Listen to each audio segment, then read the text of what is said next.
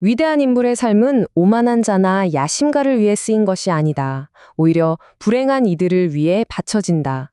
자, 이 강력한 문장으로 오늘 우리가 함께 살펴볼 책 로맹 롤랑의 베토벤은 시작됩니다. 롤랑의 이 말 한마디가요, 우리가 앞으로 나눌 이야기의 핵심을 정확히 꿰뚫고 있어요. 이건 단순히 성공이나 야망에 대한 이야기가 아니라는 거죠. 고통 속에서 희망을 찾는 모든 이들, 바로 그들을 위한 한 위대한 영혼의 기록입니다. 오늘 우리는 로맹 롤랑이라는 아주 특별한 안내자를 따라서 우리가 그냥 작곡가로만 알고 있던 베토벤이 아닌 한 인간, 루트비히판 베토벤의 가장 깊은 내면으로 한번 들어가 보려고 합니다. 롤랑에게 베토벤은 그냥 전기의 주인공 그 이상이었어요. 그는 베토벤의 영혼을 통해서 자신이 살던 시대의 그 어두움을 밝히고 절망에 빠진 사람들에게 한 줄기 빛을 보여주고 싶었던 거죠. 그래서 이 책은요, 단순히 음악가의 삶을 쭉 나열한 그런 평범한 평전이 아닙니다. 한 인간이 자신의 그 지독한 불행을 어떻게 인류 전체를 위한 위대한 선물로 바꿔놓았는지 그 기적 같은 여정을 담은 통찰의 기록이라고 할 수 있겠습니다. 자, 그럼 첫 번째 장을 열어보겠습니다. 불행한 이들을 위한 영웅. 롤랑은 왜 그 많고 많은 위인들 중에 하필 베토벤을 이야기해야만 했을까요? 그가 살았던 20세기 초 유럽은 과연 어떤 모습이었을까요? 롤랑은 베토벤이라는 거울을 통해 우리에게 무엇을 보여주고 싶었던 걸까요? 그 질문의 답을 지금부터 찾아가 보죠. 롤랑이 살았던 시대의 공기는요, 그가 보기엔 품이 없는 물질주의라는 아주 탁한 매연으로 가득 차 있었습니다. 마치 여기 이 잿빛 세상처럼 사람들이 영혼이 질식하는 듯한 그런 답답함을 느꼈던 거죠. 롤랑은 바로 이때 창문을 활짝 열어젖히고 영웅들의 숨결을 들이마셔야 한다고 외쳤습니다. 그가 말하는 인생이란 건 그냥 편안함에 안주하는 게 아니라 매일 자신의 한계와 싸우는 치열한 전투였거든요. 하지만 그 전투는 너무나도 외롭고 또 소리 없는 싸움이었죠. 가난, 끝없는 걱정거리, 의미 없는 노동 속에서 희망 없이 살아가는 수많은 영혼들. 어떠세요? 꼭 우리 주변의 이야기 같지 않나요? 이들은 서로의 존재조차 모른 채 고립되어서 바로 옆에서 똑같은 고통을 겪는 이에게 손 한 번 내밀지 못합니다. 그렇게 혼자서 모든 걸 감당하다 보면 아무리 강한 사람이라도 결국 무너지면서 친구를, 기댈 곳을 찾게 되는 법이죠. 그렇다면 롤랑이 말하는 영웅은 도대체 어떤 사람일까요? 우리가 흔히 생각하는 전쟁 영웅이나 위대한 사상가하고는 좀 거리가 멉니다. 그는 사상의 힘이나 육체의 강인함으로 승리한 사람들을 영웅이라고 부르지 않았어요. 롤랑에게 진정한 영웅이란 오직 선한 마음으로 위대해진 사람들이었습니다. 그는 인격의 위대함이 없다면 위대한 인간도, 위대한 예술가도, 행동가도 존재할 수 없다고 단언합니다. 그런 것들은 그냥 대중의 값싼 박수갈채를 받는 우상일 뿐, 시간의 시험을 견디지 못하고 결국엔 다 잊혀일 거라고 말이죠. 롤랑에게 정말 중요했던 건 화려한 성공이 아니었어요. 위대하게 보이는 삶이 아니라 그저 묵묵히 위대하게 존재하는 삶, 바로 그거였습니다. 그리고 바로 이 지점에서 롤랑의 생각과 정말 놀랍도록 일치하는 한 사람의 목소리가 들려옵니다. 나는 인류에게서 선함 이외에 다른 어떤 우월함의 징표도 인정하지 않는다. 이 말을 한 사람이 누구겠어요? 바로 베토벤 자신입니다. 롤랑이 내린 영웅의 정의와 정말 소름 돋을 정도로 정확하게 일치하죠. 베토벤 스스로가 자신의 삶에서 가장 중요한 가치로 선함을 꼽았다는 사실. 이게 바로 그가 단지 위대한 음악가에 머무는 것이 아니라 롤랑이 그토록 찾아 헤매던 바로 그 위대한 인격을 지닌 영웅이었음을 증명하는 겁니다. 결국 롤랑이 이 책을 통해 우리에게 전하려는 핵심 메시지는 바로 이거예요.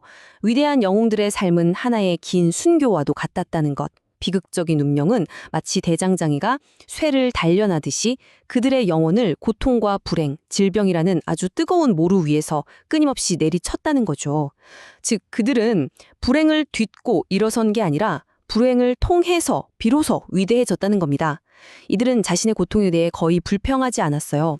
그렇기 때문에 인류의 가장 선한 양심이 그들과 함께하는 것이죠. 롤랑은 말합니다. 우리가 그들에게서 용기를 얻어야 한다고요. 그들의 위대한 심장에서 흘러나오는 조용한 힘과 선함의 급류에 우리 자신을 맡겨야 한다고요. 설령 우리가 그들의 작품을 모르고 목소리를 듣지 못하더라도 그들의 삶 그 자체에서 인생의 가장 깊은 비밀을 읽어낼 수 있다는 겁니다. 고난이야말로 우리를 더 위대하고 더 행복하고 더 풍요롭게 만드는 가장 값진 선물이라는 비밀을 말이죠. 자, 지금까지 롤랑이 정의한 영웅의 개념에 대해 알아봤습니다. 이제 그 추상적인 관념에서 벗어나서 베토벤이라는 한 인간에게로 시선을 한번 돌려보겠습니다. 그의 음악이 아닌 그의 숨결과 채취가 느껴지는 바로 그 자신에게 말이죠. 과연 음악 뒤에 가려진 그의 진짜 모습은 어땠을까요? 우리 함께 그의 초상화를 한번 그려보겠습니다. 그를 직접 본 사람들의 묘사를 종합해보면요. 베토벤의 외모는 한마디로 강렬함 그 자체였습니다. 때로는 위협적으로 느껴질 정도였다고 하니까요. 키는 작았지만 몸이 아주 다부지고 어깨가 딱 벌어서서 마치 운동선수 같았다고 해요. 얼굴은 크고 불그스레한 혈색을 띠었는데 말년에는 병 때문에 노란빛으로 변했다고도 합니다. 그의 얼굴에서 가장 인상적인 건 육중하고 거친 이마, 그리고 늘 제멋대로 흥크러져 있던 그 짙고 빽빽한 머리카락이었죠. 그리고 그의 눈. 사람들은 종종 검은색으로 착각했지만 사실은 청회색이었다고 해요. 작고 깊숙이 박힌 그 눈은 엄청난 힘으로 빛났는데 특히 영감이 떠오를 때는 놀라울 정도로 확장되면서 그의 내면을 그대로 비춰냈다고 합니다. 짧고 넓은 코는 사자의 콧구멍 같았고 강인한 턱은 호두도 깰 정도였다고 하네요. 그의 미소는 매력적이었다는 중환도 있지만 반대로 웃음소리는 너무 크고 부조화스러워서 듣기 싫을 정도였다고 합니다. 마치 행복에 익숙하지 않은 사람의 웃음처럼 말이죠. 그리고 그의 평소 표정은 언제나 깊은 우울함에 잠겨 있었다고 합니다. 그리고 그의 상징과도 같았던 그 야성적인 머리카락. 정말 빗질 한 번 한 적 없는 것처럼 늘 헝클어져 있었대요. 당시 사람들은 그의 머리를 보고 마치 신화 속에 나오는 메두사의 뱀이 살아 꿈틀대는 것 같다고 묘사했습니다. 그의 머리카락은 그냥 외모의 특징이 아니었던 거죠. 그 누구에게도 길들여지지 않았던 그의 거친 영혼 그 자체를 보여주는 상징이었습니다. 그의 삶은 태어나는 순간부터 투쟁의 연속이었습니다. 1770년 본의 초라한 다락방에서 태어났는데 아버지는 알코올 중독에 빠진 테너 가수였어요. 이 아버지는 어린 아들의 천재적인 재능을 오직 돈벌이 수단으로만 여겼죠. 불과 4살. 여기 이 어린아이의 모습처럼요. 그는 하프시코드 앞에 몇 시간이고 앉아 있어야 했고 바이올린과 함께 방에 갇혀서 아주 잔혹한 연습을 강요당했습니다. 근데 정말 놀라운 건 이 끔찍한 환경 속에서도 그가 음악을 증오하지 않았다는 점이에요. 오히려 음악은 그의 유일한 탈출구였죠. 13살에는 이미 예배당 오르가니스트가 되어서 가족의 생계를 책임졌고요. 17살에는 그가 세상에서 가장 사랑했던 어머니를 폐결핵으로 잃고 두 동생까지 돌봐야 하는 소년 가장이 되었습니다.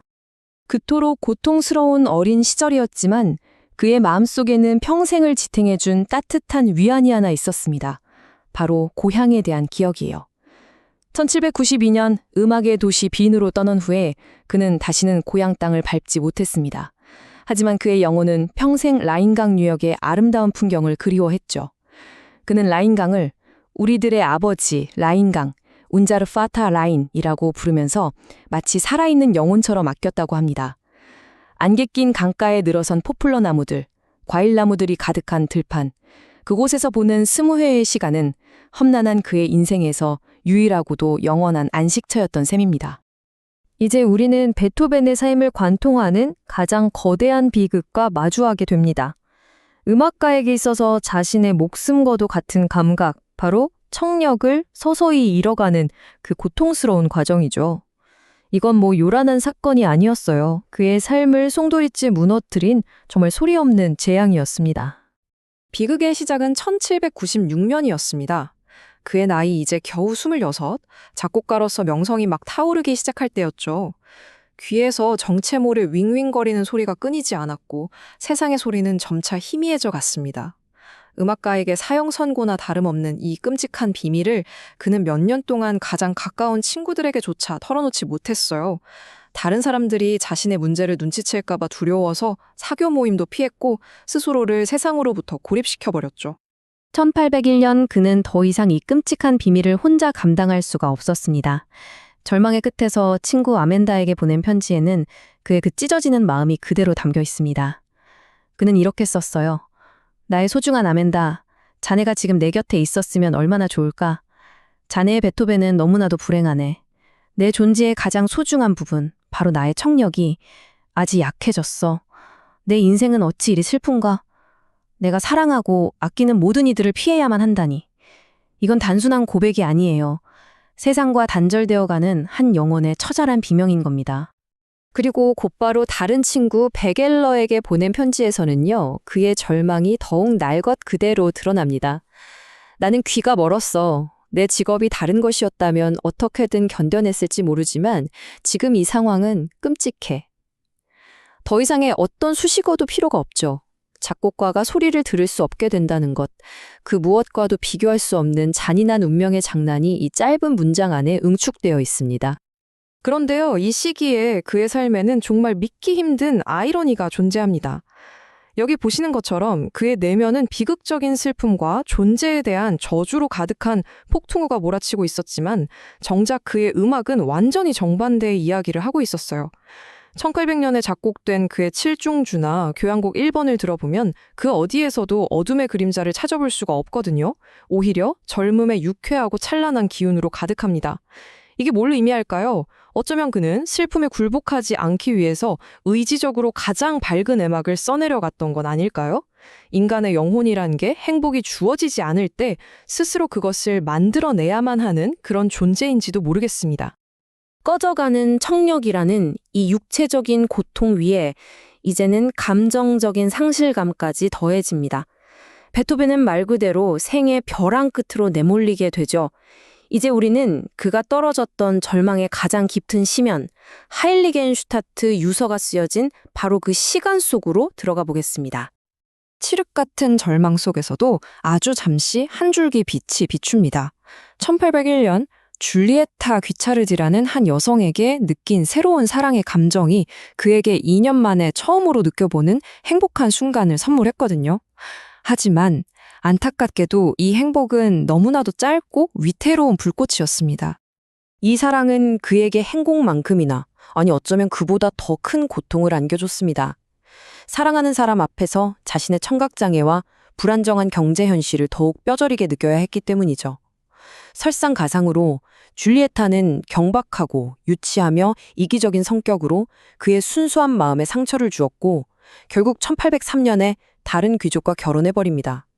이미 병으로 쇠약해질 대로 쇠약해진 그의 영혼에 이 시련은 그야말로 치명타였죠. 그리고 마침내 1802년 10월 그는 펜을 들어 하일리겐슈타트 유서로 알려진 문서를 작성합니다. 내가 죽은 뒤에 읽고 실행해달라는 말로 시작하는 그의 형제들에게 남기는 이 편지는 사실상 그의 유서였습니다. 이 문서는 그냥 글이 아니에요. 한 인간이 느낄 수 있는 절망의 가장 깊은 바닥에서 터져나온 통렬한 슬픔의 절규이자 그가 죽음을 얼마나 가까이 두었는지를 보여주는 생생한 기록입니다. 그렇다면 도대체 무엇이 그를 죽음의 문턱에서 되돌려 놓았을까요? 유서 속에서 그는 그 첫 번째 이유를 이렇게 밝힙니다. 오, 내 안에 있는 모든 것을 다 쏟아내기 전에는 도저히 이 세상을 떠날 수가 없었다. 오직 예술, 그것만이 내 손을 붙들었다. 그를 구한 건 희망이 아니었습니다. 자신의 내면에 아직 남아있는 수많은 선율들, 그것들을 세상에 내놓아야 한다는 예술가로서의 마지막 의무감, 바로 그것이었죠. 하지만 예술에 대한 의무감만으로 버티기엔 그의 고통은 너무나도 컸습니다. 유서의 마지막 부분은 신을 향한 처절한 절규로 끝을 맺는데요. 오 신이시여, 단 하루만이라도 좋으니 진정한 행복을 제게 허락하소서. 순수한 기쁨의 전율을 느껴본 지가 너무나도 오래되었습니다. 언제쯤, 오 신이시여, 언제쯤 다시 기쁨을 느낄 수 있을까요? 영원히 없겠지요? 아니, 그건 너무나도 잔인합니다. 이건 삶에 대한 애원이자 동시에 끝없는 고통에 대한 저주였습니다. 하지만 베토벤은 죽지 않았습니다. 그는 절망의 가장 깊은 심연, 그 바닥을 딛고 일어섭니다. 그리고 바로 그 순간 그의 내면에서 영웅적인 결의가 싹트기 시작하죠. 지금부터 우리가 보게 될 것은 그의 남은 생애 전체를 바꿔놓은 위대한 전환점입니다.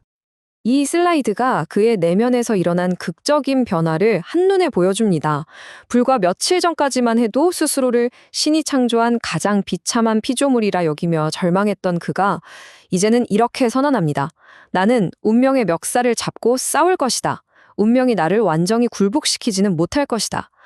이건 더 이상 운명에 대한 체념이나 수동적인 극복이 아니에요. 자신의 삶을 향해 정면으로 선전포고를 한 겁니다. 절망이라는 긴 터널을 빠져나온 그의 영혼은 단순히 살아남는 것에 만족하지 않았습니다. 그는 이렇게 외치죠. 오, 1000개의 삶을 단 하나로 사는 것은 얼마나 멋진 일인다. 이 외침 속에는 죽음의 문턱에서 돌아온 자만이 가질 수 있는 새롭고 맹렬한 삶에 대한 욕망이 들끓고 있습니다. 그는 절망의 잿더미 속에서 불사조처럼 완벽하게 다시 태어난 것입니다. 절망의 가장 깊은 곳에서 운명과 정면으로 맞서기로 결심한 베토벤. 그는 이제 이전의 베토벤이 아닙니다. 그렇다면 이 강철 같은 의지는 앞으로 그의 음악과 삶을 어떻게 바꾸어 놓았을까요? 그 위대한 투쟁의 결과는 과연 어떤 모습일까요? 그 해답은 이어질 다음 이야기에서 함께 찾아보도록 하겠습니다. 로맹 롤랑의 책을 통해 우리가 함께 들여다보고 있는 베토벤의 삶. 지난 시간 우리는 하일리겐 슈타트 유서에 담긴 그의 정말 처절한 절망과 마주했었죠. 음악가로서 자신의 모든 것이었던 청력을 잃고 세상과 완전히 단절된 채 죽음의 문턱까지 갔던 한 인간. 하지만 그는 결국 돌아섰습니다. 그리고 바로 이 문장. 이게 바로 그가 어둠의 가장 깊은 곳에서 내린 결론이었어요. 더 이상 운명에 무릎 꿇지 않겠다. 오히려 정면으로 맞서 싸우겠다는 선언. 이건요, 그냥 한번 해보는 다짐이 아니었습니다. 앞으로 그의 남은 인생 전체를 뒤흔들 정말 위대한 선전포고였던 거죠. 자, 그럼 이제 베토벤의 삶에서 가장 드라마틱한 전환점, 바로 운명과의 전쟁이 시작되는 시기로 들어가 보겠습니다. 이건 그가 자신의 고통을 더 이상 피하지 않고 정면으로 마주하기로 결심한 순간이에요. 그리고 놀랍게도 그 고통을 파괴가 아닌 창조의 에너지로 바꿔버리기로 마음먹은 아주 의식적인 결단이었죠. 그의 내면에서 과연 어떤 거대한 불길이 타오르기 시작했는지 우리 함께 따라가 보시죠. 하일리겐 슈타트 유서에 남긴 이 문장을 보면 그가 왜 그토록 극단적인 선택을 포기했는지 아주 명확하게 알 수 있습니다. 그를 낭떠러지 끝에서 붙잡아준 건 다름 아닌 예술이었습니다. 이제 베토벤에게 음악은 그냥 직업이나 재능이 아니었어요. 그건 그의 존재 이유 그 자체였고 스스로를 구원할 수 있는 유일한 동아줄이었던 거죠. 내 마음속에 이렇게 꿈틀거리는 수많은 선율들, 이 모든 악상들을 세상에 다 쏟아내기 전에는 도저히 이 세상을 떠날 수가 없었다는 겁니다. 예술가로서 이 사명감이 죽음의 유혹보다도 훨씬 더 강하게 그를 붙들었던 거예요. 1802년 하일겐 슈타트에서 그가 겪었던 위기의 깊이는 정말 상상하기 힘들 정도였습니다. 생각해보세요. 음악가에게 청력을 잃는다는 건 그냥 장애가 생기는 수준이 아니라 사실상 사형 선고나 다름없었죠. 사람들과의 대화가 불가능해지면서 그는 완벽한 고립감에 빠져들었고 스스로를 신이 창조한 피조물 중에 가장 비참한 존재라고 부를 만큼 자존감은 바닥까지 떨어졌습니다.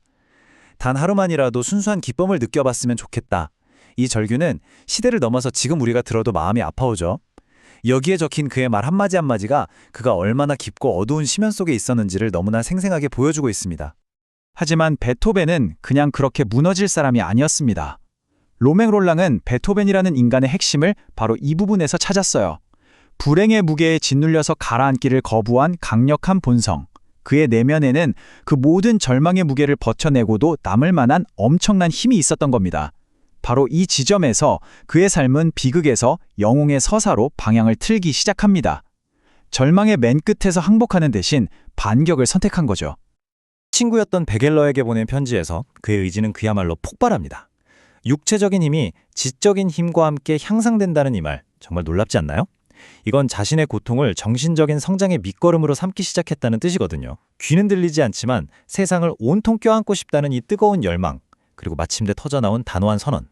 휴식은 없다. 운명을 정복하겠다. 이건 더 이상 희망 없는 사람의 절규가 아니에요. 자신의 운명을 직접 만들어가려는 전사의 외침이었던 겁니다. 베토벤의 내면에서 시작된 이 전쟁은요, 곧 시대의 거대한 흐름과 만나게 됩니다. 그게 바로 당시 유럽 전역을 휩쓸고 있던 혁명의 폭풍이었죠. 그의 개인적인 싸움이 어떻게 시대 정신과 공명하면서 역사상 가장 영웅적인 작품들을 탄생시켰는지 혁명의 교향곡이라는 주제로 한번 깊이 들어가 보겠습니다. 베토벤의 음악을 이해하려면 그의 사상적인 배경을 아는 게 굉장히 중요합니다.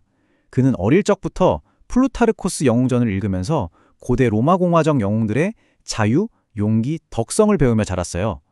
로맹 롤랑이 그를 혁명시대의 로마인이라고 표현한 건 그가 단순히 음악을 만드는 사람이 아니라 자유와 평등이라는 혁명의 가치를 온몸으로 믿는 사상가였다는 걸 의미합니다. 그리고 이런 그의 신념은 그의 음악에 아주 깊숙이 스며들어서 이전 시대의 그 어떤 음악과도 비교할 수 없는 힘과 깊이를 만들어내게 됩니다.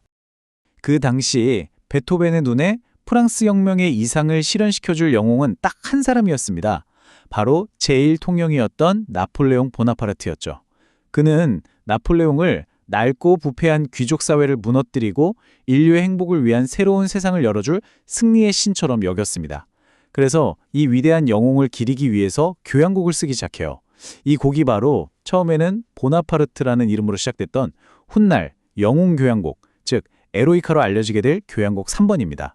이건 그냥 한 인물을 찬양하는 음악이 아니었어요. 혁명이라는 시대의 영혼 그 자체를 음악으로 담아내려는 최초의 시도였던 겁니다. 하지만 베토벤의 이 위대한 기대는 정말 산산조각이 나고 맙니다. 1804년 나폴레옹이 스스로 황제의 자리에 올랐다는 소식이 비엔나까지 전해진 거죠. 공화주의의 영웅이 그저 권력욕에 눈이 먼 독재자로 변질되는 순간이었습니다. 이 소식을 들은 베토벤은 격렬한 분노에 휩싸여서 이렇게 소리쳤다고 전해집니다. 그도 결국 평범한 인간일 뿐이었나. 이 외침에는 그의 깊은 화멸감과 배신감이 그대로 녹아 있습니다. 그의 분노는 즉각 행동으로 나타났습니다.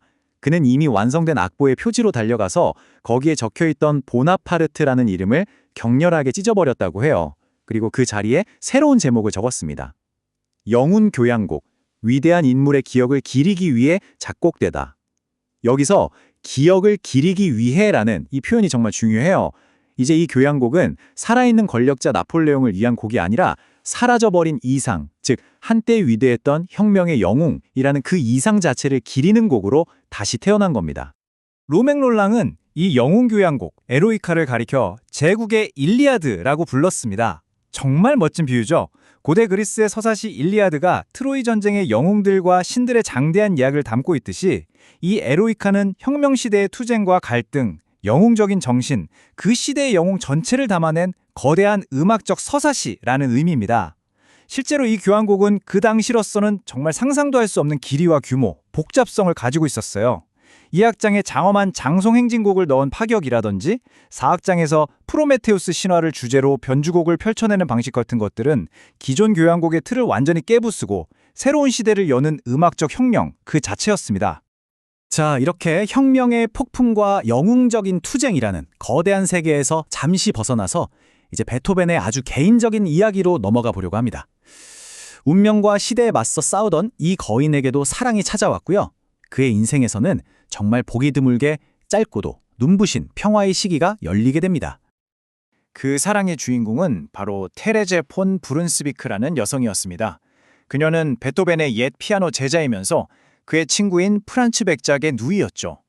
1806년에 헝가리에 있는 그녀의 가족 영지에서 함께 시간을 보내면서 두 사람의 사랑은 아주 깊어졌고 마침내 5월에 약혼까지 하게 됩니다. 정말 오랫동안 고통과 싸워왔던 베토벤에게 찾아온 너무나도 소중한 행복의 순간이었겠죠. 베토벤은 테레제에게 보낸 편지에서 자신의 이 벅찬 행복감을 이렇게 표현했습니다. 내 삶 자체가 지금 한편의 아름다운 오페라가 되었고 사랑하는 당신이 바로 그 오페라의 주인공이라는 고백이죠. 이전에는 결코 이런 행복의 정점에 도달한 적이 없었다는 그의 말에서 우리는 사랑이 그에게 얼마나 큰 기쁨과 또 창조적인 영감을 주었는지 충분히 짐작할 수 있습니다. 이런 내면의 변화는 그의 음악에 즉각적으로 나타났습니다. 에로이카 교향곡과 바로 그 다음에 작곡된 교향곡 4번을 비교해보면 와, 그 차이가 정말 극명해요. 같은 사람이 쓴 곡이 맞나 싶을 정도라니까요. 에로이카가 전쟁과 혁명의 에너지로 가득 찬 제국의 서사시였다면 교향곡 4번은 마치 순수하고 향기로운 꽃 한 송이 같습니다. 불같은 투쟁 대신 사랑과 평온함에서 오는 서정성이 작품 전체를 부드럽게 감싸고 있죠.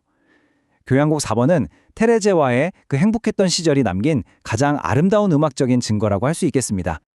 사랑은 글의 음악뿐만 아니라 삶 자체를 바꿔놓았어요. 주변 사람들은 이 시기 베토벤의 놀라운 변화에 대해서 기록을 남겼습니다. 늘 까칠하고 괴팍했던 그는 활기차고 재치 있는 사람으로 변했고 사교계에서도 아주 예의 바른 모습을 보였다고 해요. 헝클어진 머리에 아무렇게나 입던 옷 대신 단정한 옷차림을 하기 시작했고 심지어 신기하게도 그의 청력 문제조차 거의 눈에 띄지 않을 정도였다고 합니다.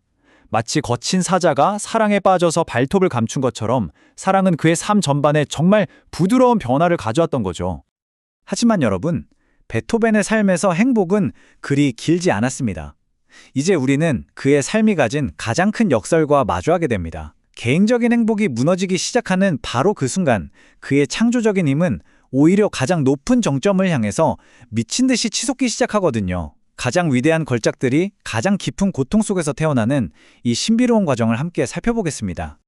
1807년부터 1810년까지, 그러니까 테레제와의 관계가 서서히 흔들리고 결국 끝을 향해 달려가던 바로 이 시기에 그의 창작력은 정말 믿을 수 없을 정도로 폭발합니다. 불타는 듯한 열정 소나타가 발표되고 운명의 문을 두드리는 교향곡 5번과 자연의 아름다움을 노래한 교향곡 2번, 전원이 완성됩니다. 그리고 이별의 아픔을 담은 고별 소나타까지.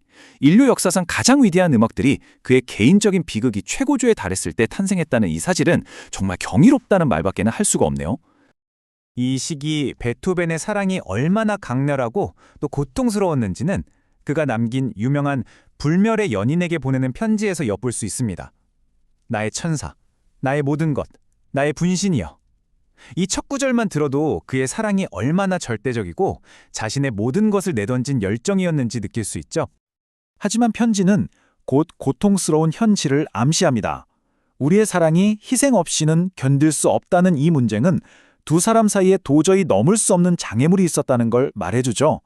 그게 귀족과 평민이라는 사회적 신분의 차이였는지 아니면 경제적인 문제였는지 그것도 아니면 베토벤 자신의 건강 문제 때문이었는지는 명확하게 밝혀지지 않았습니다.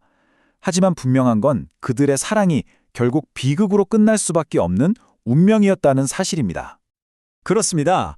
그의 개인적인 행복은 산산조각이 났지만 바로 그 순간 그의 창조력은 최고조에 달했습니다. 이건 마치 자신의 상처에서 흘러나오는 피로 악보를 쓰는 것과 같았어요. 그는 자신의 가장 깊은 고통을 가장 위대한 아름다움으로 바꾸어 놓았던 겁니다. 그의 예술과 고통 사이에는 우리가 감히 헤아릴 수 없는 아주 깊고 신비로운 연결고리가 있었던 거죠. 사랑의 꿈이 끝난 후 베토벤은 또다시 세상에 홀로 남겨졌습니다. 이제 그는 새로운 길을 선택해야만 했어요. 이런 분석의 마지막 부분에서는 그가 어떻게 고독을 자신의 운명으로 받아들이고 오직 예술에만 헌신하는 고독한 거인의 길을 걷게 되었는지 함께 살펴보겠습니다. 테레제와의 관계가 완전히 끝난 후 베토벤은 아주 중요한 결단을 내립니다. 더 이상 다른 사람에게서 내 삶의 목적이나 기쁨을 찾지 않겠다는 결심이었죠. 그는 함께 나누는 사랑의 꿈이 끝났다는 걸 받아들였고 이제부터의 행복은 오직 내 자신과 내 음악 안에서만 찾아야 한다는 사실을 깨달았습니다. 이건 절망적인 체념이라기보다는 새로운 삶의 방식을 향한 아주 의식적인 선택이었습니다. 그의 새로운 철학은 개인 수첩에 남긴 이 글에 모두 담겨 있습니다. 운명에 대한 완전한 복종. 이 말은 더 이상 운명과 싸우지 않겠다는 항복 선언이 아니에요. 세상이 주는 평범한 행복을 얻을 수 없다는 그 운명을 받아들이고 그 대신 예술 안에서 초월적인 기쁨을 찾겠다는 훨씬 더 높은 차원의 선언인 겁니다. 그리고 제 자신을 이겨낼 힘을 주소서라는 이 기도는 세속적인 욕망과 슬픔을 모두 극복하고 오직 창조에만 몰두하려는 그의 굳은 의지를 보여주고 있습니다. 자, 이렇게 베토벤의 삶에서 가장 격정적이었던 시기를 함께 따라와 봤습니다. 절망의 끝에서 운명과 싸우겠다고 맹세했고 시대의 혁명 정신을 음악에 담아냈으며 뜨거운 사랑과 고통스러운 이별을 겪으며 불멸의 걸작들을 탄생시켰죠. 그리고 마침내 고독을 받아들이고 예술 속에서 자신만의 행복을 찾기로 결심했습니다. 그의 여정은 우리에게 이 마지막 질문을 던집니다. 인간은 어떻게 가장 깊은 고통 속에서 가장 위대한 기쁨을 창조해낼 수 있을까요? 이것이야말로 베토벤이 그의 사람과 음악 전체를 통해 우리에게 보여준 영웅적인 투쟁의 핵심이며 우리가 계속해서 그의 삶을 탐구해야 하는 이유일 것입니다. 이번 시간에는 로맹 롤랑의 책 베토벤의 생애를 통해서 한 위대한 예술가의 영혼 속으로 함께 들어가 보려고 합니다. 자, 우리 한번 시간 여행을 해볼까요? 때는 1804년, 장소는 비엔나에 있는 베토벤의 작업실입니다. 그 분위기가 어땠냐면요. 마치 폭풍이 몰아치기 바로 직전의 고요함, 그런 긴장감이 가득했어요. 왜냐하면 베토벤이 어마어마한 교향곡 하나를 완성했거든요. 그리고 그 첫 장에 아주 자랑스럽게 보나파르트라는 이름을 써넣었습니다. 아시다시피 나폴레옹은 베토벤에게 단순한 장군이 아니었죠. 자신의 영웅, 그리고 저 부패한 구체제를 무너뜨릴 혁명의 아들이라고 굳게 믿었던 거예요. 바로 그 순간 정말 영화처럼 소식 하나가 날아듭니다. 나폴레옹이 스스로 황제의 관을 썼다는 거예요. 이건 그냥 왕이 됐다는 얘기가 아니죠. 자유와 평등을 지키는 수호자가 아니라 결국 또 다른 압제자가 되겠다고 선언한 거나 마찬가지였으니까요. 이 책의 기록을 보면요. 베토벤은 그 소식을 듣자마자 분노로 얼굴이 시뻘개져서 이렇게 소리쳤다고 합니다. 그 역시 평범한 인간일 뿐이었군. 이제 그도 다른 모든 놈들처럼 인간의 권리를 짓밟고 자기 야망만 채우려 들겠지. 다른 군주들 위에 서서 폭군이 될 거야. 그리고 그 격렬한 분노를 주체하지 못하고 악보로 달려가서 칼끝으로 보나파르트라고 쓰인 헌사를 정말 미친 듯이 긁어냈습니다. 얼마나 세게 긁었으면 악보의 구멍이 뻥 뚫릴 정도였다고 하니 그 배신감과 분노가 어느 정도였는지 짐작이 가시죠? 그런데 말이죠. 자신이 밀었던 영웅에 대한 그 배신감, 하늘을 찌를 듯한 그 격렬한 분노가 그냥 허공으로 사라졌을까요? 아니었습니다. 오히려 그 모든 감정이 그의 음악 속으로 남김없이 스며들었죠. 로맹 롤랑은 이 책에서 이렇게 설명합니다. 베토벤은 그 분노와 실망감을 그냥 삭히는 대신 시대의 혁명 정신을 담아내는 이전에는 한 번도 들어보지 못했던 아주 새로운 종류의 영웅적인 사운드로 바꿔냈다고요. 이건 그러니까 단순히 나폴레옹한테 실망했어 하는 개인적인 감정을 넘어서는 거예요. 모든 종류의 억압에 저항하고 절대로 굴복하지 않는 인간 정신의 위대함을 찬양하는 거대한 외침으로 승화시킨 거죠. 이제 그의 음악은 나폴레옹이라는 한 사람의 영웅을 위한 게 아니게 됐습니다. 수많은 시련에 맞서 싸우고 마침내 승리하는 우리 인류 전체를 위한 아주 장엄한 서사시, 그 시작을 알린 겁니다. 여기서 정말 흥미로운 지점이 바로 이 제목의 변화예요. 당시 음악가들을 한번 생각해 보세요. 대부분은 귀족이나 왕족의 후원을 받아서 그들을 기쁘게 하기 위해 곡을 썼잖아요. 교향곡 같은 이런 큰 작품은 당연히 돈을 대주는 특정 후원자에게 바치는 게 일종의 관례였죠. 그런데 베토벤은 보나파르트라는 개인의 이름을 박박 긁어서 지워버리고 그 자리에 이렇게 적습니다. 영웅 교향곡 위대한 사람의 기억을 기념하기 위해 작곡되다. 자, 이게 무슨 뜻일까요? 이제 이 곡은 나폴레옹이라는 특정 인물을 위한 곡이 아니라는 선언이에요. 압제에 맞서 싸우다 이름도 없이 쓰러져간 수많은 영웅들, 다시 말해 영웅적인 이상 그 자체에 이 곡을 바치겠다는 거죠. 이게 음악사에서 얼마나 혁명적인 선언이었는지 모릅니다. 예술이 더 이상 권력자의 장식품이나 소유물이 아니라 우리 모두의 보편적인 인간 정신과 이상을 노래하는 독립적인 힘을 가질 수 있다는 걸 바로 이 순간에 베토벤이 증명해낸 거니까요. 베토벤의 이 혁명적인 열정은 여기서 멈추지 않았습니다. 그는 곧바로 우리가 운명 교향곡으로 너무나 잘 알고 있는 교향곡 5번 C단조의 작곡에 들어갑니다. 이 책에서는 이 곡을 그냥 음악이라고 표현하지 않아요. 마치 고대 그리스의 서사시 일리아스처럼 거대한 제국의 일리아스이자 영광의 대서사시라고 부릅니다. 여러분도 다 아시는 그 유명한 시작, 따따따딴 하는 4개의 음표. 이게 뭘까요? 베토벤 스스로가 말했듯 이건 바로 운명이 문을 두드리는 소리입니다. 이 짧고 강렬한 모티프가 곡 전체를 지배하면서 듣는 사람을 거대한 투쟁의 한가운데로 그냥 끌고 들어가 버리죠. 곡 전체에 흐르는 그 격렬함과 팽팽한 긴장감은 정말이지 전쟁터 한복판에 있는 것 같은 느낌을 줍니다. 하지만 이 투쟁은 결코 절망으로 끝나지 않아요. 어둡고 혼란스러운 사막장을 지나 마침내 사악장에서 C장조의 환희가 빵 하고 터져나올 때 우리는 모든 역경을 이겨낸 인간 의지의 위대한 승리를 온몸으로 느끼게 됩니다. 이 교향곡 안에는 혁명시대의 모든 불안과 격동, 그리고 희망, 그러니까 그 시대의 영혼이 남김없이 담겨 있는 겁니다. 핵심은 바로 이겁니다. 베토벤의 음악은요, 그의 개인적인 신념과 절대로 떼어놓고 생각할 수가 없다는 점이죠. 이 책의 기록에 따르면 그는 젊은 시절부터 플루타르코스 영웅전을 정말 열심히 읽으면서 공화주의와 자유에 대한 아주 강한 신념을 키웠다고 해요. 그냥 마음속으로만 생각한 게 아니에요. 당시 빈의 살롱, 그러니까 사교 모임 같은 곳에서 프랑스 혁명을 지지하는 사람들과 아주 자유롭게 어울리면서 정치적인 토론을 즐겼고요. 개인의 자유와 국가의 독립을 그 무엇보다 중요한 가치로 여겼습니다. 그렇기 때문에 그의 음악에 담긴 그 영웅적인 투쟁과 궁극적인 승리는 그냥 머릿속에서 나온 예술적인 상상력의 산물이 아니었던 거죠. 그것은 그의 심장 깊은 곳에서부터 아주 뜨겁게 타오르던 혁명 정신의 직접적인 표현이었고, 동시에 음악이라는 매체를 통한 그의 정치적인 선언이었던 셈입니다. 자, 지금까지 우리는 음악의 전쟁터에서 포효하던 사자 같은 거인 베토벤의 모습을 봤습니다. 그럼 이제 그의 내면으로 한 걸음만 더 들어가 볼까요? 이렇게 치열하고 불꽃 같은 영혼이 고요한 평화를 찾을 때 과연 어떤 일이 일어날까요? 놀랍게도 그의 삶에서 폭풍처럼 몰아치던 창작의 시기들 사이에 믿을 수 없을 만큼 부드럽고 아름다운 막간이 존재했습니다.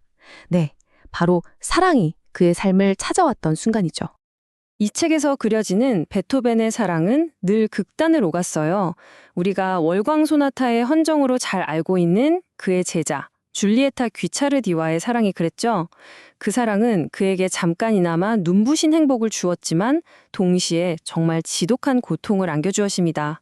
그녀의 변덕스러움, 그리고 결국 다른 백작과 결혼해버린 그 배신은 베토벤을 깊은 절망의 나락으로 떨어뜨렸습니다. 심지어 유서를 쓰고 자살까지 생각할 정도였으니까요. 하지만 그 깊은 상처가 서서히 아물어갈 무렵, 그의 삶에 드디어 진정으로 깊고 안정적인 사랑이 찾아옵니다. 바로 오랜 친구였던 브룬스비크 가문의 테레제. 그녀와의 만남은 그 거칠고 고독했던 영혼에 따뜻한 안식을 가져다 주었습니다. 1806년 베토벤은 테레제와 그녀의 오빠 프란츠와 함께 헝가리에 있는 한 영지에서 정말 목가적인 여름을 보냅니다. 책에 묘사된 그들의 모습을 상상하면 마치 한 폭의 아름다운 그림 같아요. 낮에는 푸른 자연 속을 함께 거닐고 밤이 되면 달빛이 은은하게 비치는 방에서 베토벤이 피아노를 연주합니다. 그의 손가락 끝에서 흘러나오는 그 아름다운 멜로디 속에서 테레제는 자신을 향한 그의 깊은 사랑의 고백을 듣는 거죠. 베토벤 스스로가 훗날 내 생에 가장 행복했던 순간이라고 회상했던 바로 이 시기, 그는 세상의 모든 소음과 내면의 끝없는 투쟁에서 잠시 벗어나서 아주 깊은 평화와 창조적인 평온함을 마음껏 누리게 됩니다. 그리고 이 눈부시도록 행복했던 감정은 하나의 아름다운 걸작으로 피어납니다. 바로 교향곡 4번이죠. 이 작품은 우리가 알던 베토벤의 음악과는 사뭇 다릅니다. 3번 영웅 교향곡의 그 격렬한 투쟁이나 5번 운명 교향곡의 그 비장함과는 전혀 다른 세계를 보여주거든요. 마치 테레제와의 사랑으로 충만했던 그 행복한 여름날의 향기를 그대로 따다가 담아둔 아주 순수하고 향기로운 꽃과 같아요. 장난기 넘치는 도입부를 지나서 우아하고 빛나는 멜로디, 그리고 곡 전체에 넘쳐 흐르는 그 부드러움은 마치 사랑에 빠져서 온순해진 사자의 모습을 음악으로 그려낸 것만 같습니다. 이 작품을 통해서 우리는 베토벤의 내면에 그 격렬한 투사만 있었던 게 아니라 이토록 눈부신 서정을 품고 있던 시인 또한 함께 존재했음을 알 수 있는 거죠. 하지만 베토벤의 가장 유명하고도 미스터리한 사랑 이야기는 아직 끝나지 않았습니다. 그가 세상을 떠난 후에 그의 유품 속에서 편지 한 통이 발견됩니다. 그런데 이 편지에는 누구에게 보내는 건지 언제 쓴 건지 아무것도 적혀 있지 않았어요. 세상에 붙여지지 못한 이 편지는 한때 그의 영혼을 송두리째 사로잡았던 한 사랑의 깊이를 고스란히 드러내고 있습니다. 아주 열정적이었지만 결국 이루어질 수 없었던 이 사랑의 주인공이 누구인지를 두고 오늘날까지도 수많은 추측이 오가고 있죠. 편지는 이렇게 시작합니다. 나의 천사, 나의 모든 것, 나의 분신이여. 이 첫 구절만 들어도 베토벤이 이 편지의 주인, 이 익명의 여인에게 느꼈던 감정의 강도가 어느 정도였는지 우리는 짐작할 수 있습니다. 이건 그냥 달콤한 연애 편지에 흔히 쓰는 수사가 아니에요. 특히 상대방을 자기 자신과 똑같이 여기는 나의 분신이라는 이 표현 속에는 두 개의 영혼이 완전히 하나로 합쳐진 것 같은 절대적인 사랑의 고백이 담겨 있는 겁니다. 그는 그녀에게서 자기 영혼의 반쪽을 본 것이죠. 하지만 편지의 분위기는 이내 깊은 고뇌로 가득 찹니다. 그는 그들의 사랑을 가로막고 있는 어떤 외부의 장애물, 그리고 그로 인한 갈등을 토로하기 시작해요. 우리의 사랑은 희생을 통하지 않고서는 견딜 수 없단 말인가? 이 가슴 아픈 질문 속에는 그들이 마음껏 사랑하며 함께할 수 없는 그 냉혹한 현실에 대한 깊은 슬픔과 체념이 아주 짙게 배어 있습니다. 이 장애물이 과연 무엇이었을까요? 당시에 엄격했던 사회적 신분의 차이였을까요? 아니면 혹시 그녀가 이미 다른 사람의 아내였기 때문일까요? 그 진실은 여전히 베일에 쌓인 미스터리로 남아 있습니다. 그리고 편지는 비극적이면서도 아주 간절한 호소로 끝을 맺습니다. 나의 유일한 보물, 나의 모든 것으로 남아주오. 이 마지막 문장은 그들의 사랑이 현실에서는 결코 이루어질 수 없다는 것을 암시하는 것 같아서 듣는 이의 마음을 더욱 아프게 합니다. 현실에서 함께할 수 없기에 영원히 서로의 마음속에 가장 소중한 존재로 남아달라는 이 애절한 외침, 이것은 베토벤의 가장 날 것 그대로의 감정과 비극적인 사랑의 정수를 담고 있는 눈물 어린 증거라고 할 수 있겠습니다. 비록 이 편지의 주인공 불멸의 연인이 테레세였는지는 아직도 논란이 많지만 한 가지 확실한 것은 책의 기록에 따르면 결국 테레세와의 그 위대했던 사랑 역시 이별로 끝났다는 겁니다.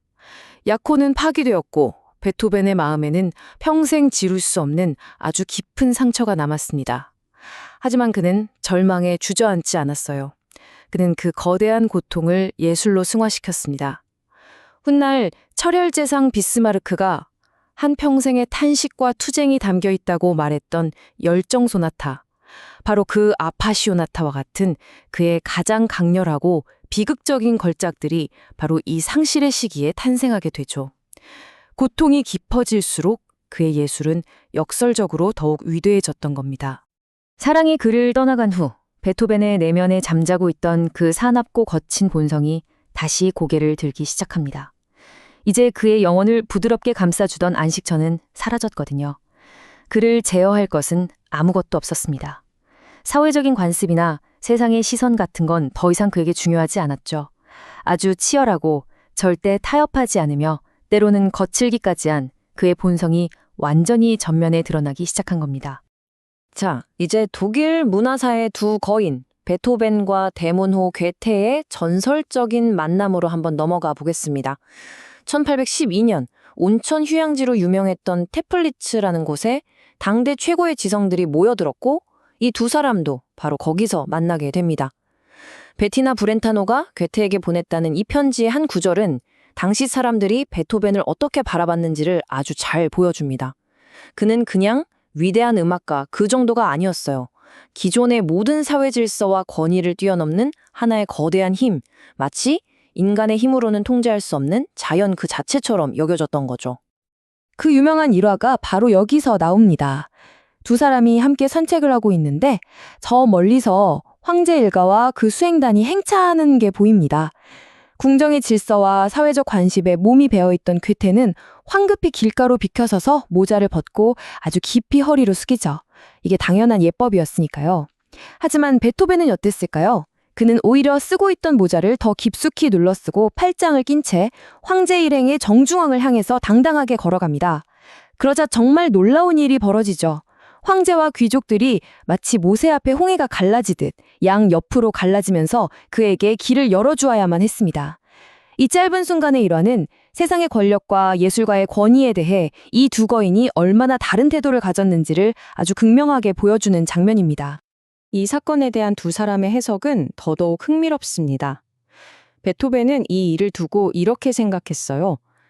세상의 위대한 자들, 그러니까 저 왕족과 귀족들이 예술가인 나를 알아보고 존중한다. 즉, 예술가의 절대적인 우월성을 다시 한번 확인한 거죠. 그에게 예술은 세속적인 권력 위에 군림하는 정신의 왕국이었던 겁니다. 반면에 궁정의 고문관이었던 괴테는 어땠을까요? 그는 베토벤의 이런 행동을 거칠고 교양 없는 성품 때문이라며 그의 반항적인 영혼을 전혀 이해하지 못하고 아주 불편해했습니다. 물론 괴테도 베토벤의 천재성은 인정했지만 결국 그를 귀가 들리지 않는 불쌍한 존재로 여기면서 동정과 연민의 시선으로 바라볼 뿐이었죠. 바로 이 순간 두 거인의 길은 완전히 갈라지게 됩니다. 이렇게 길들일 수 없는 힘, 세상의 그 어떤 권위 앞에서도 굴복하지 않는 자기 자신에 대한 강렬한 환희. 이 감정은 이 시기에 작곡된 교향곡들에서 그야말로 절정에 달합니다. 그는 이제 그 누구의 시선도 의식하지 않아요. 오직 자신의 내면에서 폭발하는 순수한 생명의 에너지를 음악이라는 형태로 남김없이 분출하기 시작합니다. 괴테와 만났던 바로 그 해, 1812년에 연달아 작곡된 교향곡 7번과 8번은 베토벤이 가장 단추를 풀어헤친 상태, 그러니까 가장 자유로운 상태에서 쓴 작품들입니다. 이 책의 표현을 빌리자면 이 곡들은 그야말로 리듬과 유머의 진정한 향연이라고 할 수 있죠.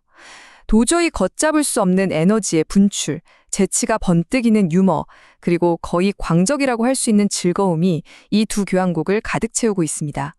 마치 엄청난 힘을 주체하지 못하고 마음껏 뛰어놀고 있는 거인의 모습이 연상될 정도예요.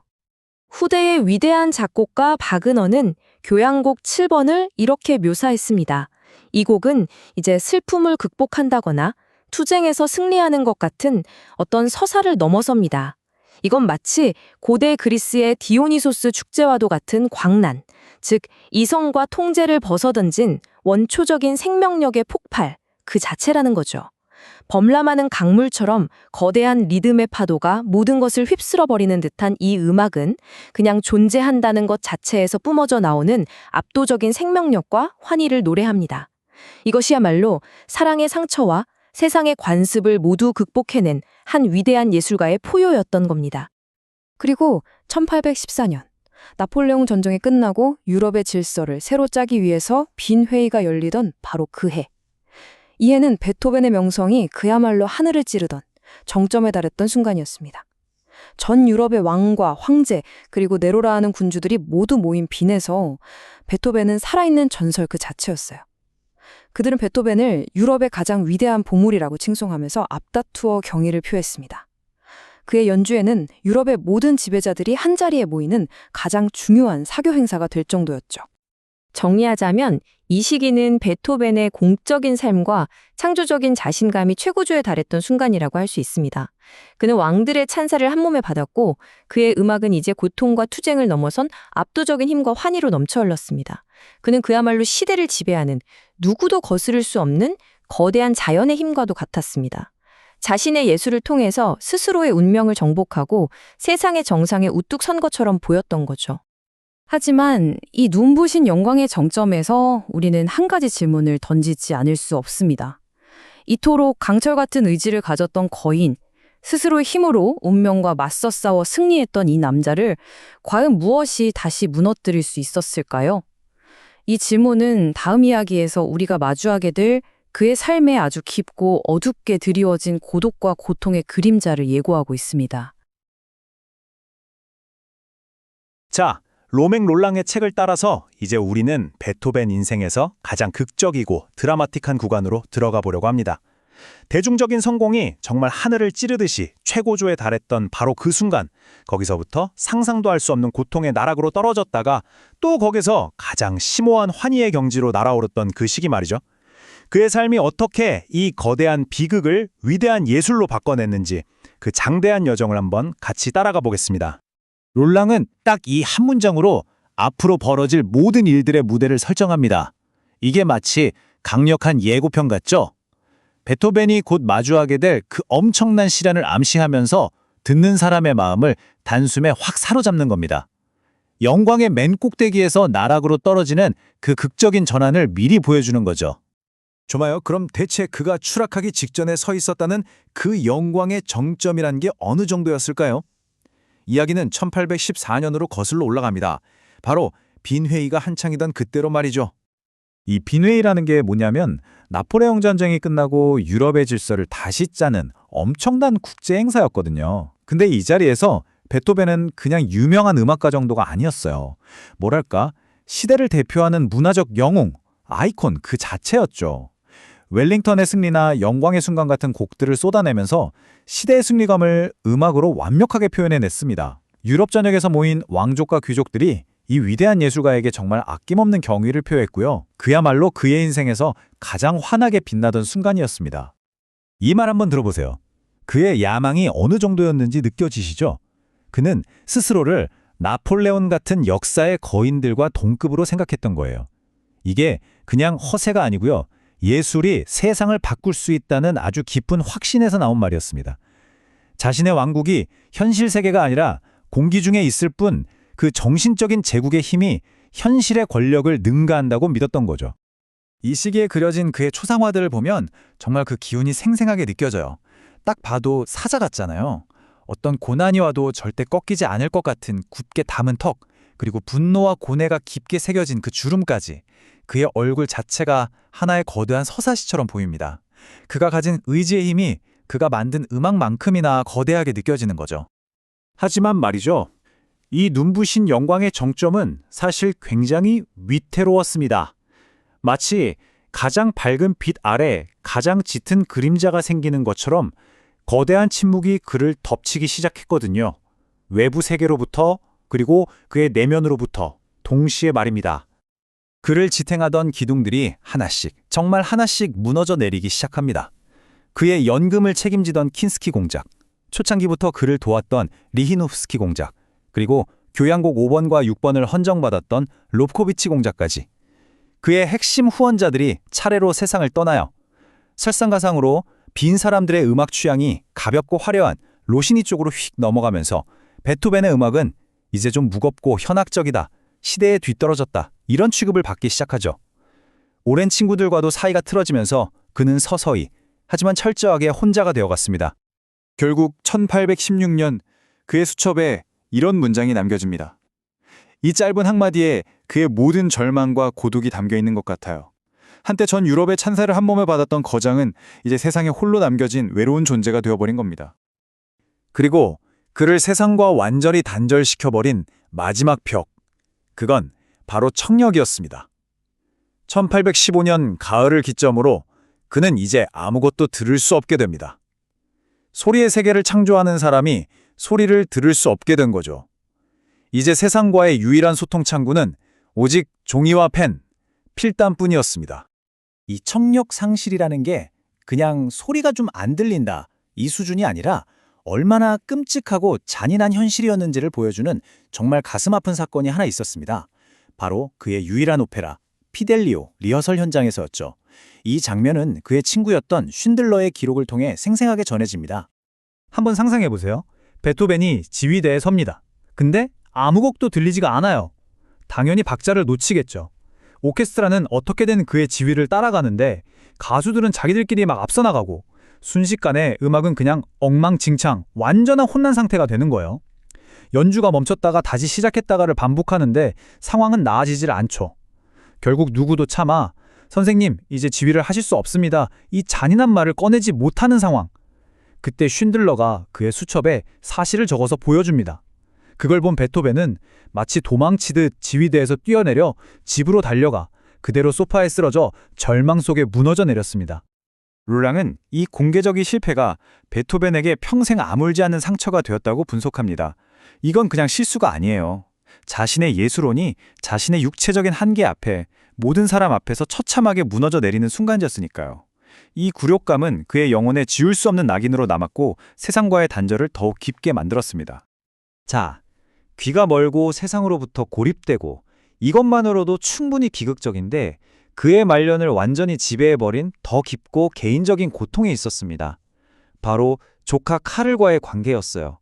이 관계는 그의 남은 인생의 가장 무거운 족쇄가 됩니다. 동생이 세상을 떠나고 남긴 아들이었는데요. 베토벤은 이 조카 카를에게 거의 병적으로 집착하기 시작합니다. 자신이 평생 가져보지 못했던 아버지로서의 사랑, 헌신, 모든 걸 이 아이에게 쏟아 부으려고 했죠.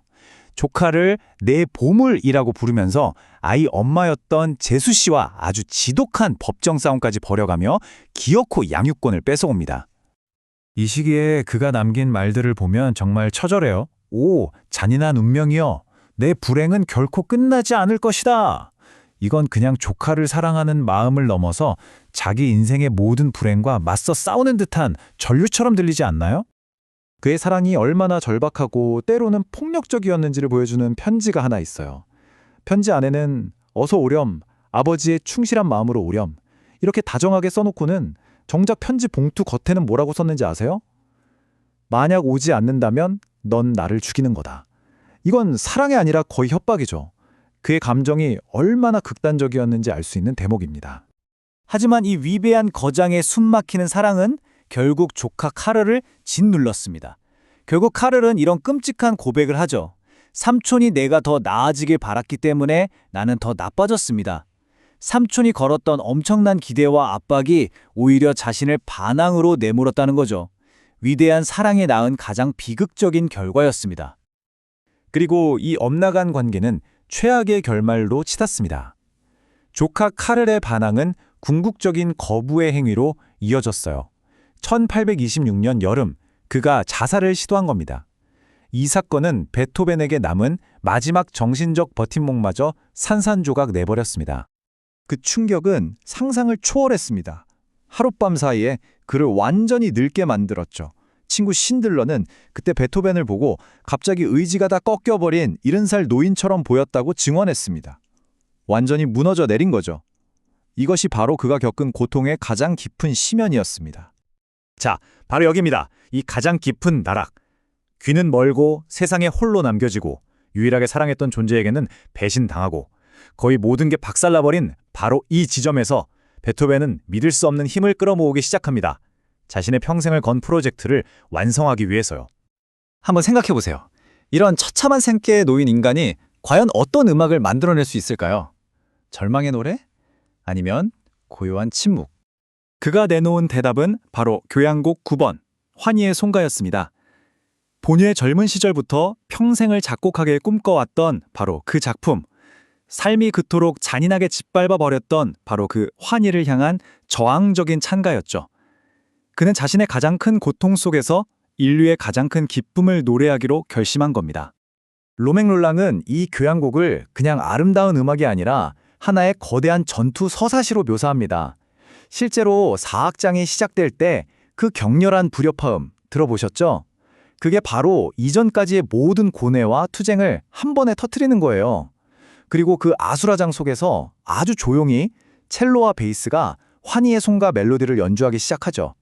이게 바로 롤랑의 말한 하늘에서 내려오는 신성한 기쁨인 겁니다. 이 기쁨은 고통과의 격렬한 싸움을 거쳐서 쟁취한 것이기 때문에 더욱 숭고하고 종교적인 황홀경을 지나서 모든 인류를 껴안는 거대한 사랑의 폭발로 마무리됩니다.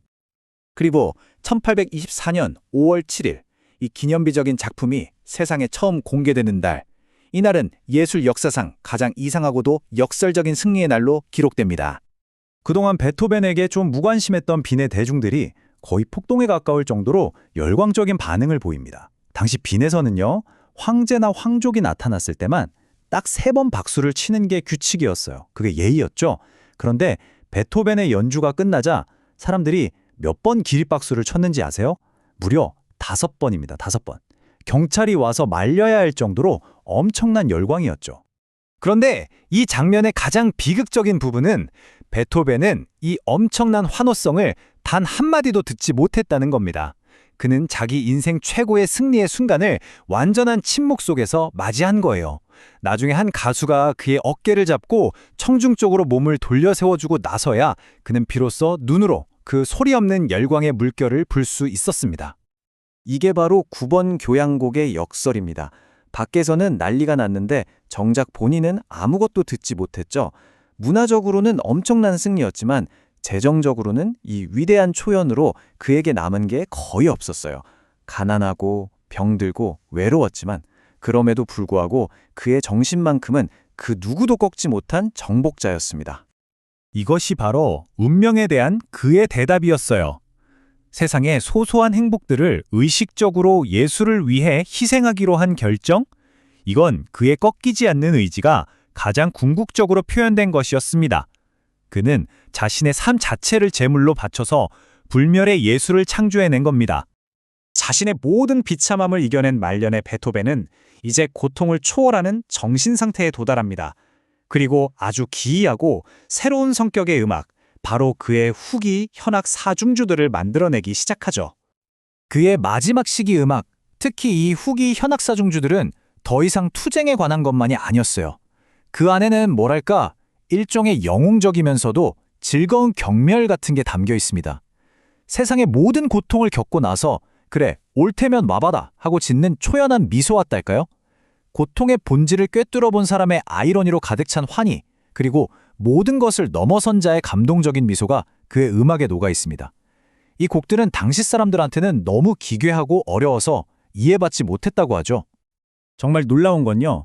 그가 죽기 불과 넉 달 전에 완성한 진짜 마지막 작품, 현악사중주 130번의 마지막 악장은 믿을 수 없을 만큼 명랑하고 경쾌하다는 겁니다.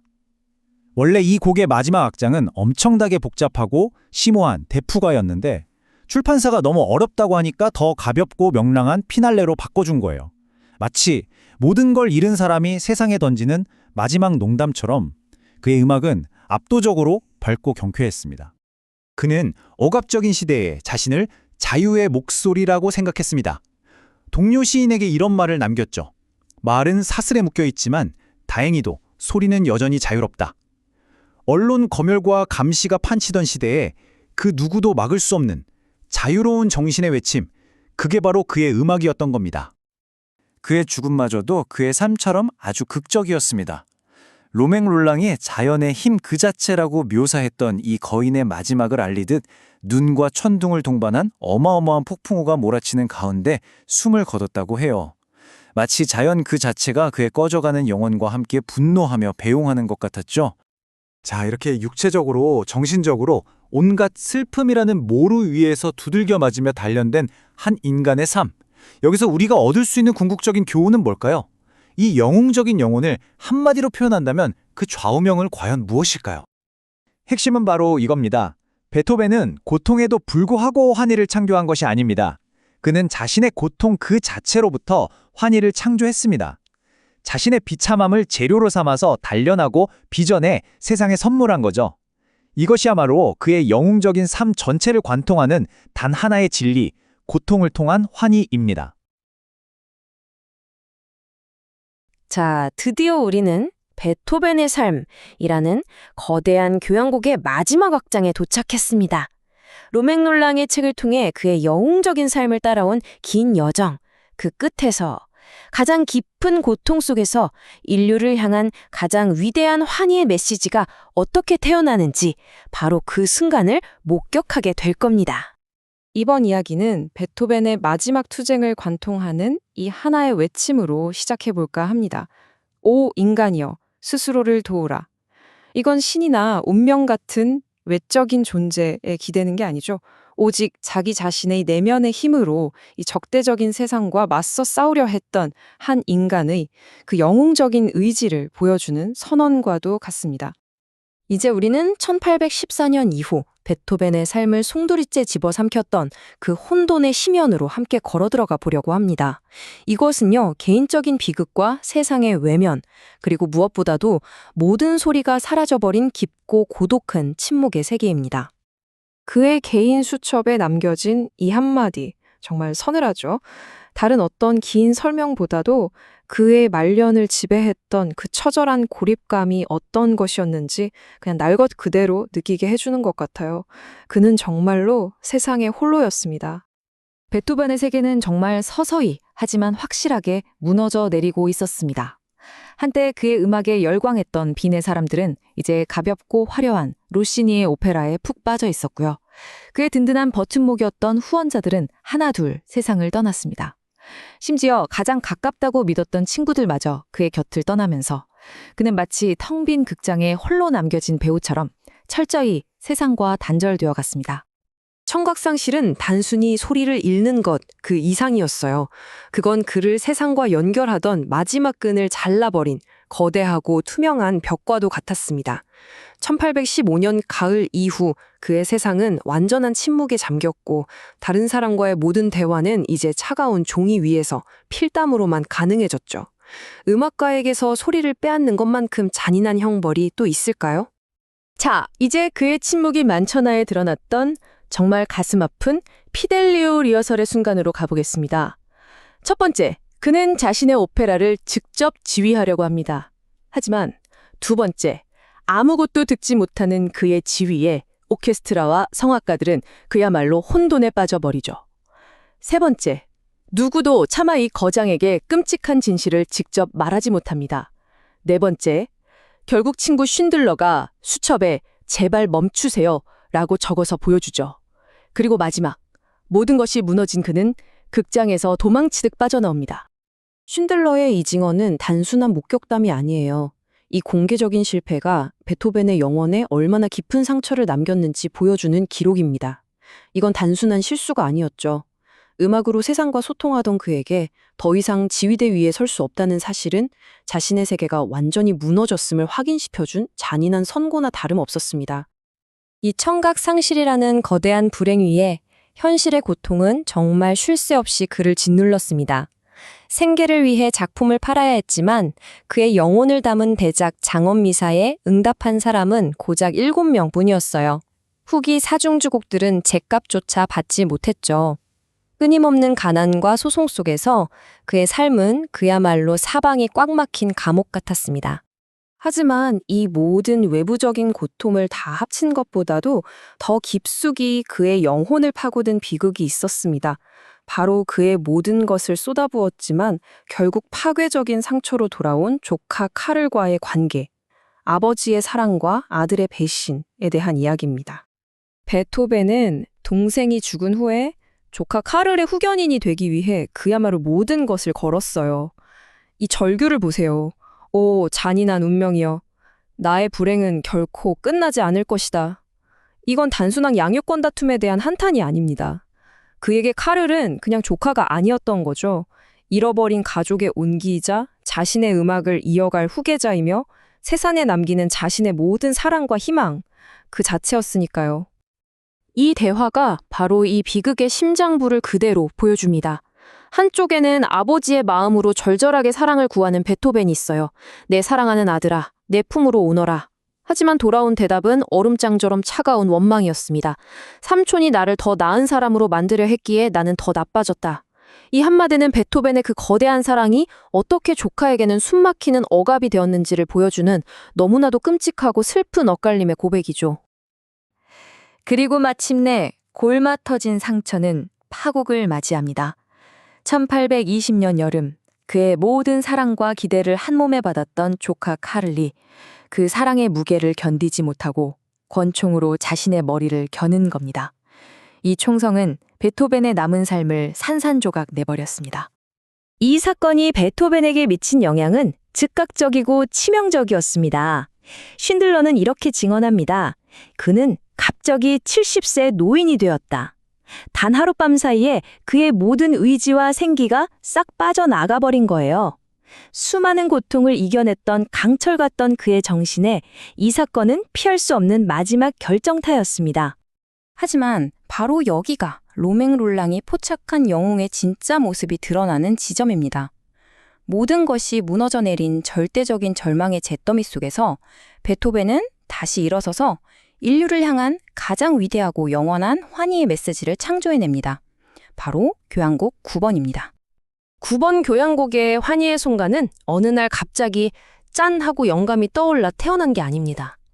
이 연대표가 보여주듯이 이건 거의 30년을 걸쳐서 그의 영혼 속에서 숙성된 평생의 꿈이었어요. 젊은 시절 본에서 처음 실러의 시를 접했을 때부터 시작된 이 꿈은 수십 년의 고통이라는 걸음을 먹고 자라나 마침내 그의 마지막 교향곡에서 장엄한 꽃을 피운 거죠. 로맹롤랑은 환희의 송가 주제가 어떻게 등장하는지 음악적으로 또 감정적으로 완벽하게 포착해냈어요. 이 환희는 고통을 부수고 폭력적으로 등장하는 정복자가 아니에요. 오히려 초자연적인 고요함에 쌓여 하늘에서 내려와 그 차가운 숨결로 고통을 어루만지는 어머니의 손길 같은 부드러운 치유의 존재로 우리에게 다가옵니다. 이 위대한 작품의 초연 배경은 그 자체로 한 편의 드라마였습니다. 한동안 이탈리아 오페라에 밀려서 그를 잊고 있던 빈의 귀족들이 자신들이 어떤 보물을 잃을 뻔했는지 뒤늦게 깨닫고는 위대한 거장에게 제발 떠나지 말아달라고 간청했던 순간이었죠. 이것은 잊혀졌던 영웅의 화려한 귀환이었습니다. 그리고 초연의 순간, 인류 역사상 가장 위대하고도 비극적인 아이러니가 펼쳐집니다. 이 두 모습의 극명한 대조를 보세요. 한쪽에는 환희의 음악에 열광하며 눈물 흘리는 청중이 있습니다. 하지만 다른 한쪽에는 그 모든 환호를 등진 채 완전한 침묵 속에 서 있는 창조자, 베토벤이 있습니다. 그는 세상에 가장 큰 기쁨을 선물했지만 정작 자신은 그 메아리조차 들을 수 없었던 거죠. 그는 자신의 위대한 승리를 전혀 알지 못했습니다. 이 구절이 묘사하듯이 한 성악각을 그의 손을 잡고 돌려세워 청중을 보게 할 때까지 말이죠. 바로 그 순간 베토벤은 자신의 승리를 들은 것이 아니라 본 것입니다. 터져나오는 박수 소리가 아닌 흔들리는 손수건과 모자, 그리고 사람들의 얼굴에 흐르는 눈물을 통해 그는 자신의 음악이 세상에 닿았음을 비로소 확인한 겁니다. 9번 교향곡이라는 거대한 공적인 승리 이후에 베토벤의 음악은 이제 세상을 향한 외침을 멈추고 자기 자신의 가장 깊은 내면을 향한 여행을 시작합니다. 우리는 이제 그 누구도 도달한 적 없는 초월적인 대화의 영역, 그의 마지막 현악 사중주곡의 세계로 들어갑니다. 이 후기 작품들은 더 이상 운명과 싸우는 투쟁의 음악이 아니에요. 이건 마치 세상의 모든 고통을 겪고 난 영혼이 마침내 도달한 평화의 경지에서 나누는 심오한 대화와 같습니다. 음악적으로도 기존의 모든 형식을 파괴하면서 갑작스러운 침묵과 폭발, 단편적인 선율들이 뒤섞여서 예측 불가능한 감정의 흐름을 만들어내죠. 특히 죽음을 불과 몇 달 앞두고 쓴 130번 사중주의 마지막 악장은 놀라울 정도로 유쾌하고 평온합니다. 모든 것을 초월한 사람만이 보여줄 수 있는 눈물 어린 미소 같은 음악이라고 할 수 있죠. 그의 몸은 침묵과 병에 갇혔고 그가 살던 시대는 정치적 억압이 가득했지만 그의 영혼은 결코 굴복하지 않았습니다. 이 강력한 외침을 보세요. 말은 사슬에 묶여있지만 다행히도 소리는 여전히 자유롭다. 이것이야말로 예술이야말로 인간을 모든 억압으로부터 해방시킬 수 있는 유일한 길이라고 믿었던 한 예술가의 마지막까지 꺾이지 않았던 신념의 증거입니다. 이제 우리는 그의 마지막 여정에 동행합니다. 그의 삶이 폭풍우 같았듯이 그의 마지막 역시 한편의 거대한 교향곡처럼 장대하고 극적이었습니다. 마지막 폭풍이 다가오고 있습니다. 그의 죽음으로 이어진 마지막 사건들 속에서도 아이러니하게 조카 카를의 그림자가 어른거립니다. 첫째, 조카를 위한 여행에서 돌아오다가 치명적인 병을 얻고요. 둘째, 그 조카는 의사를 부르는 것조차 이틀이나 잊어버려서 사실상 그의 운명을 결정짓습니다. 하지만 셋째, 넷째 단계에서 우리는 마지막까지 불타올랐던 그의 강철 같은 의지를 봅니다. 그는 3개월간 고통스러운 투병을 이어가면서 4번의 끔찍한 수술을 놀라운 인내심으로 견뎌냈습니다. 죽음의 문턱에서조차 그의 편지에는 원망이나 두려움 대신 거의 초인적인 평온함이 담겨 있습니다.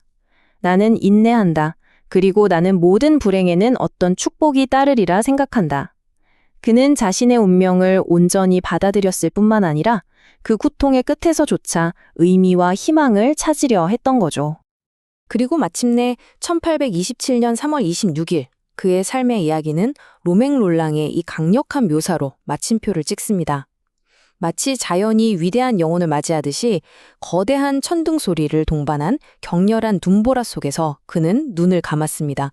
폭풍과 같았던 그의 삶은 마지막 폭풍 속에서 장엄하게 끝을 맺은 것입니다. 자, 이제 그의 삶의 사건들을 넘어 한 걸음 물러서서 이 모든 고통과 승리가 우리에게 남긴 것이 무엇인지 살펴보겠습니다. 로맹 롤랑이 베토벤이라는 한 인간의 삶을 통해 인류 전체에게 전하고자 했던 그 영웅적인 유산은 과연 무엇이었을까요? 이 유산을 이해하려면 먼저 로맹 롤랑이 말하는 영웅이 누구인지 알아야 합니다.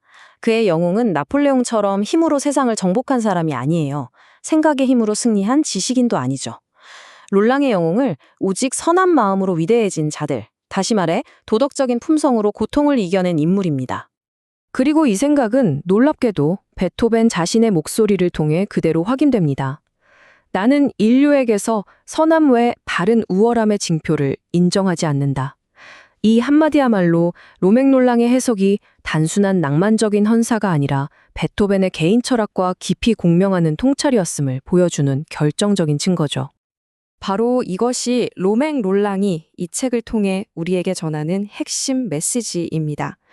베토벤은 고통받는 모든 이들을 위한 영웅이에요. 그는 세상이 우리에게 기쁨을 허락하지 않을 때조차 우리 자신의 의지로 마치 대장장이가 불 속에서 쇠를 단련하듯 고통 속에서 환희를 빚어낼 수 있다는 살아있는 증거입니다. 그리하여 우리는 마침내 그의 삶 전체를 관통하는 단 하나의 모토에 도달합니다. 그의 모든 영웅적인 투쟁과 끔찍한 고뇌, 그리고 궁극적인 정신적 승리를 이보다 더 단순하고 심오하게 압축할 수는 없을 겁니다. 바로 고통을 넘어 환희로. 로맹 롤랑과 함께한 베토벤의 마지막 여정을 마무리하며 이 질문을 여러분 각자의 마음에 남기고자 합니다. 가장 깊은 절망 속에서 불멸의 환희를 노래한 한 인간이 있었다면 지금 우리가 겪고 있는 각자의 고통 속에는 과연 어떤 가능성이 잠들어 있는 걸까요? 베토벤의 삶은 그 답을 우리 스스로 찾아 나서라고 격려하고 있습니다.